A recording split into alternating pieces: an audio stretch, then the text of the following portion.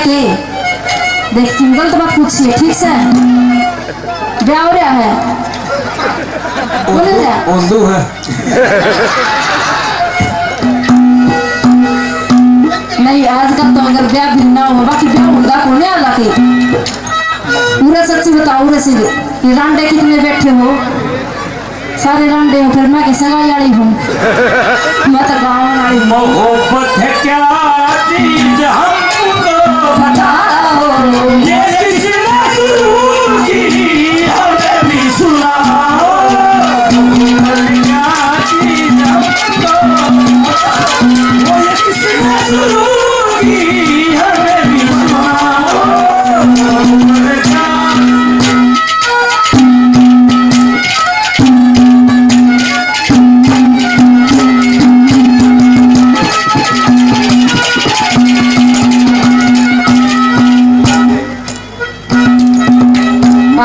uncle जी ने 200 रुपये सामान दिया धन्यवाद धन्यवाद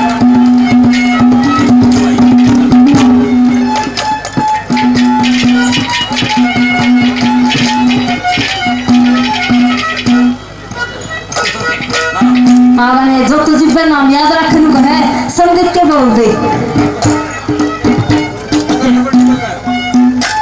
मदड़े सरपंच साहब 21 रुपए से मेरा और सुरेंद्र का मान सम्मान करते हैं और 500 रुपए सफेद सब जो तू गए जी जो तूने दे दी